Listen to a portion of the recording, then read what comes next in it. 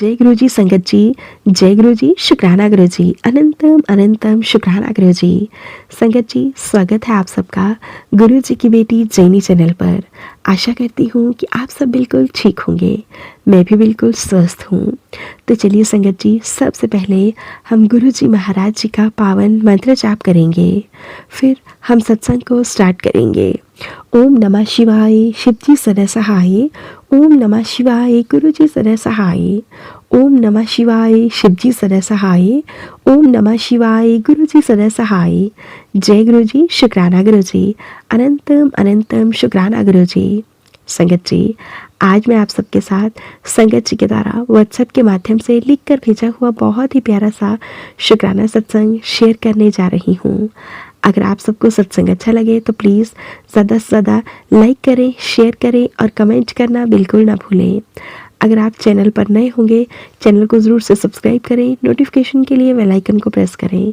अगर सत्संग भेजना चाहते हैं तो नीचे डिस्क्रिप्शन बॉक्स में मेल आईडी और व्हाट्सएप नंबर दिया गया है, आप हमें टाइप करके या फिर लिखकर सत्संग भेज सकते हैं। गुरु जी की असीम कृपा से आप सबके सत्संग ज़रूर शेयर किए जाएंगे। संगत जी लिखते हैं, जय गुरु जी, शुक्राना गुरु जी। ओम नमः शिवाय, शिव जी सदा सहाय। ओम नमः शिवाय, गुरु जी सदा सहाय। ओम नमः शिवाय, शिव जी सदा सहाय। ओम नमः शिवाय, गुरु जी सदा सहाय। जय गुरु जी, शुक्राना गुरु जी, अनंतम अनंतम शुक्राना गुरु जी। जय गुरु जी संगत जी, यह गुरु जी की कृपा से मेरा दूसरा शुक्राना सत्संग है। संगत जी, अभी कुछ महीने पहले मेरी दादी की तबीयत बहुत ज़्यादा खराब हो गई। घर में सारे लोग बहुत परेशान हो गए, डर गए थे। वैसे तो दादी काफ़ी समय से बीमार थे, लेकिन उस दिन कंडीशन बहुत ही बिगड़ चुकी थी। मेरी दादी ना कभी भी हॉस्पिटल नहीं जाना चाहते, क्योंकि उन्हें ऐसा लगता है कि अगर वो कभी हॉस्पिटल जाएंगे तो फिर वापस लौट कर नहीं आएंगे। इसलिए तबीयत बहुत ख़राब होने पर भी वो हॉस्पिटल नहीं गए। तो वो दिन बीत गया, लेकिन तबीयत और भी ज़्यादा बिगड़ती चली गई। अगले दिन पता नहीं क्या हुआ कि दादी हॉस्पिटल जाने के लिए मान गए। जब दादी को लेकर हॉस्पिटल गए तो मैंने बस गुरु जी से यही प्रे करी कि गुरु जी आप प्लीज़ इनके साथ रहिएगा और दादी को सही सलामत वापस लाना। सच बताओ संगत जी, तो जैसे दादी की कंडीशन थी ना, उनको देखकर हम घर में के सभी लोगों को यही लग रहा था कि शायद दादी अब वापस आए या ना आए। शायद हम उनको आखिरी बार देख रहे थे, कुछ समझ नहीं आ रहा था। संगत जी, पर गुरु जी पर विश्वास था कि वो सब कुछ संभाल लेंगे। तो हॉस्पिटल जाकर सारे टेस्ट वगैरह करवाए तो संगत जी, दादी जी को कैंसर ही डायग्नोस हुआ और वो कई 20 से 25 सालों से था। हमें नहीं पता तो इतने साल इतना ज़्यादा स्ट्रॉन्ग कैसे दादी रही, बल्कि अब भी स्ट्रॉन्ग है। तो जब हमने दादी से कहा कि डरना मत, क्योंकि उन्हें हॉस्पिटल जाने से डर लगता है, तो वो कहते कि मुझे क्यों लगेगा। और संगत जी, जब हमें दादी को संभालना चाहिए था तब वो हमें वीडियो कॉल पर हिम्मत दे रहे थे कि मैं ठीक हूँ। उस समय जब रिपोर्ट्स आई थी तब दादी को नहीं बताया था कि उन्हें कैंसर डायग्नोस हुआ है। वैसे तो दादी बहुत पहले भी कहते थे कि मुझे कैंसर है, बट हमें लगता था कि दादी गुस्से गुस्से में बोल रही है, क्योंकि वो गुस्से गुस्से में कुछ भी बोल देती थी। और जब सबसे पहले दादी को पता चला था तब हमारे पापा बुआ लोग बहुत छोटे छोटे थे, मतलब शादी नहीं हुई थी उनकी। तो दादी ने इस डर से ट्रीटमेंट नहीं करवाया। अभी मेरे बच्चे छोटे हैं, अगर मुझे कुछ हो गया तो पीछे मेरे बच्चे अकेले रह जाएंगे। तो अब डॉक्टर्स ने उन्हें ब्लड चढ़ाने को बोला, क्योंकि इस बीमारी की वजह से उनका बहुत ज़्यादा ब्लड लॉस हो चुका था। तो संगत जी, वहाँ के डॉक्टर्स ने 2 दिन एडमिट रखा और बताया कि आप इनको पीजीआई लेकर जाओ, क्योंकि हमारे पास इसका इलाज नहीं है। तो संगत जी, हमने आगे का ट्रीटमेंट नहीं करवाना था, क्योंकि उसमें इंसान की हेल्थ बहुत ज़्यादा डाउन हो जाती है और दादी की बॉडी में ऑलरेडी 4 ग्राम खून रह गया था। ऊपर से कीमो बहुत ज़्यादा हार्ड होती है, जिसको शायद दादी सहन ना कर पाते। हमें ये तो नहीं पता कि कौन सी स्टेज है, क्योंकि उसके लिए बायोप्सी करवानी पड़ती है और उसमें भी खतरा होता है कि बीमारी और आगे बढ़ने का। और दादी की तबीयत इतनी ज़्यादा ख़राब थी कि उनको बेड पर करवट लेना भी मुश्किल हो गया था। उसके लिए भी उन्हें हेल्प की ज़रूरत होती। उनसे खुद से बैठा भी नहीं जा रहा था। बस फिर डॉक्टर्स ने उन्हें डिस्चार्ज दे दिया और दादी गुरुजी की कृपा से घर वापस आ गए। लेकिन उनकी तबीयत में कोई खास सुधार नहीं था और जो भी आसपास के लोग घर में हालचाल पूछने के लिए आते, वो कहते कि इनको आप तुलसी की माला पहनाओ, वो इनके पास भागवत लगाए रखो, क्योंकि शायद अब वो अपनी आखिरी समय में है।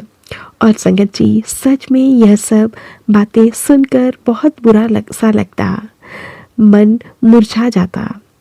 और संगत जी, उन दिनों कोई काम करने का भी मन नहीं करता था। जब लोग यह सब बोलते थे तब बड़ा ज़्यादा रोना आता था और मैं कमरे में जाकर रोती और गुरुजी से प्रे करती कि गुरुजी, अभी दादाजी को गए हुए 6 साल होने को हैं, पर हर दिन उनकी याद आती है। खास दिनों पर उनको बहुत याद करके मैं रोती भी बहुत हूँ, क्योंकि वो हमारे घर के एक पिलर थे। बस वो जहाँ कहीं भी हो, उन्हें कोई दिक्कत ना हो गुरुपा, क्योंकि हम सब तो है एक दूसरे के पास, पर वो न जाने कौन सी दुनिया में चले गए हैं। बस गुरुपा, आप उनको भी अपने चरणों में जगह देना। दादाजी के बाद हमारे घर को एक और मेंबर को आपने पास बुला लिया था संगत जी, और अब दादी को देखकर लग रहा था, लेकिन गुरुजी ने ऐसा कुछ नहीं होने दिया। संगत जी, जिस दिन मेरी दादी हॉस्पिटल से घर वापस आए थे, उसके बाद 3-4 दिन तक बहुत ही गंदा बेजान सा मौसम हो रहा था, पूरा नेगेटिविटी से भरा हुआ, कि मानो नेचर आपको सिग्नल दे रहा हो कि कुछ बुरा होने वाला है। मुझे वही बहुत गंदी फीलिंग आ रही थी, जैसे मुझे मेरे दादाजी के टाइम आई थी। मैंने गुरुजी से प्रार्थना करी, गुरुजी, अगर आप ही रक्षा करने के लिए, तो ये जो बटरफ्लाई आंगन गार्डन में उड़ रही है, वो अभी यहाँ बरामदे में आकर उड़े। संगत जी, पहले तो बटरफ्लाई आई ही नहीं, मतलब बरामदे के कोने तक आई, फिर वापस चली गई। तो संगत जी, फिर मैंने अपने मन में सोचा कि शायद गुरुजी ने अभी हमें अपनी संगत बनाया नहीं है, और इतनी सारी संगत की भीड़ में गुरुजी की नज़रें अभी हम पर नहीं पड़ी हैं। और मैं बहुत ज़्यादा सैड हो गई। लेकिन आप मानोगे नहीं संगत जी, वो बटरफ्लाई, तभी 1 मिनट भी नहीं हुआ था कि वो बटरफ्लाई अंदर बरामदे में आई और पूरे बरामदे में आकर उड़ी और चक्कर काटकर चली गई।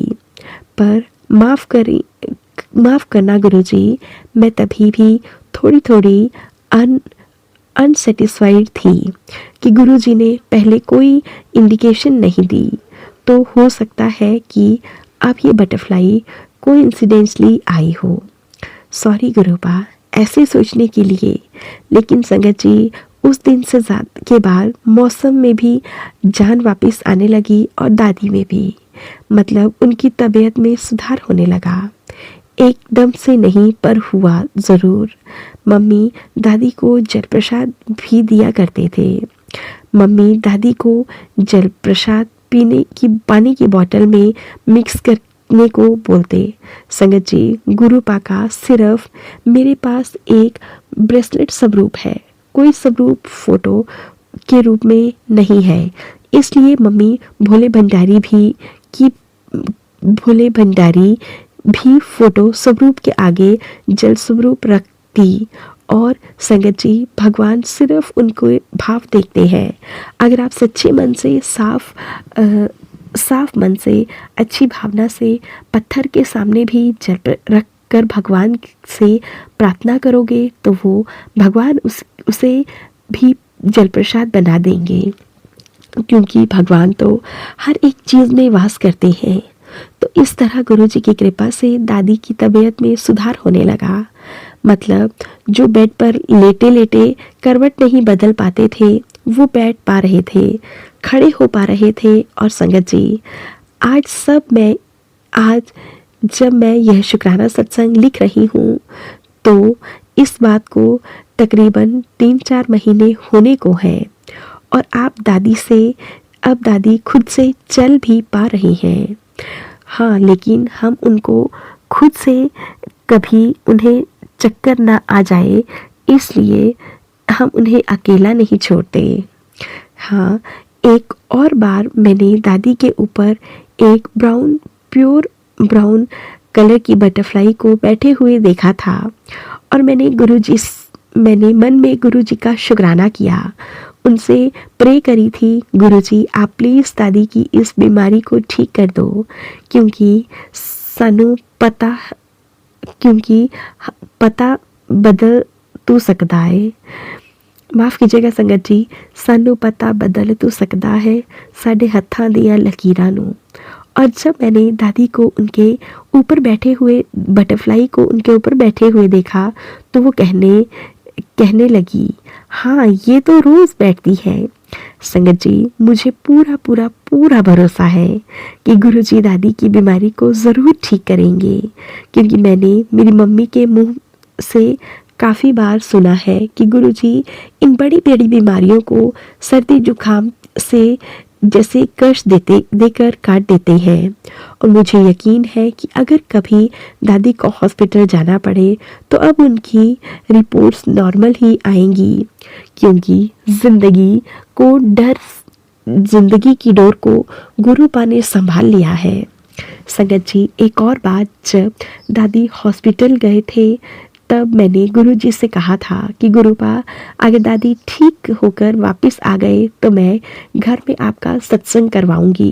लेकिन संगत जी, अभी 3-4 महीने हो गए हैं पर मैं सत्संग नहीं करवा पाई और ना ही हमें करना आता है, क्योंकि पहले कभी नहीं किया। लेकिन संगत जी, करवाने वाले तो वो है, वो जब हुक्म देंगे तब सब कुछ होगा। लेकिन संगत जी, आप लोगों इस वीडियो में कमेंट करके बताना कि मैं गुरुजी का सत्संग कैसे कर सकती हूँ। वैसे तो अभी फाइनेंशियल कंडीशन भी पूरी तरह से हिल चुकी है, पर बस गुरुजी का आसरा है। उनका हाथ जब तक हमारे सर पर है तब तक कोई भी हमारा कुछ नहीं बिगाड़ सकता। गुरुजी, मैं तो बस यह कहना चाहती हूँ कि गुरुपा आप हाथ पकड़ के रखना, आप कभी भी हाथ और साथ मत छोड़ना। मैं तो हूँ ही जो छोटी छोटी बातों पर नाराज़ हो जाती हूँ। गुरुपा, आपने मेरा यह काम क्यों नहीं किया, ऐसा क्यों नहीं किया, वैसा क्यों नहीं किया। लेकिन गुरुपा, मैं ये भी जानती हूँ कि आपने कुछ अच्छा ही सोचा होगा हमारे बारे में। गुरुजी, आप ये अच्छी तरह से जानते हो कि किसको कब और कितना देना है, और हमारे घर में तो हर किसी को कोई ना कोई हेल्थ रिलेटेड प्रॉब्लम है ही। और मैं ये भी जानती हूँ कि आप सबसे पहले हेल्थ ही ब्लेस करोगे। संगत जी, प्लीज़ आप सब लोग भी मेरे दादी के लिए प्रे करना। संगत जी, एक और बात बताना चाहती हूँ। हमारे घर पर कुछ रिलेटिव्स आए थे और वो कहते कहते हैं कि आपका परिवार तो बहुत भरा हुआ है। और संगत जी, उसी बात के बाद हमने हमारे घर के 2 लोगों को खो दिया। बस गुरुपा, सब अब और किसी को नहीं खो सकते। हम एक जॉइंट फैमिली है और हमें जॉइंट ही रहने दो गुरुपा प्लीज़। तो आप संगत जी, अब मैं गुरु जी की कृपा से अपना शुक्राना सत्संग यहीं पे ख़त्म करती हूँ और गुरु जी से प्रार्थना करती हूँ कि वो आप सभी को सुखी सुखी और स्वस्थ हेल्थ दें संगत जी, और हमेशा सबको स्वस्थ रखें और मस्त रखें और खूब सक्सेसफुल बनाएं। आप सभी की फैमिलीज़ को भी ब्लेस करें और आंटी जी को भी खूब ब्लेस करें, उनके चैनल और ज़्यादा ग्रो करें ताकि और ज़्यादा लोग गुरु जी से जुड़ सकें और ज़्यादा से ज़्यादा लोगों का कल्याण हो सके। जय गुरु जी, जयनी आंटी जी, और उनकी फैमिली को भी Gurupa health, wealth and success bless करना।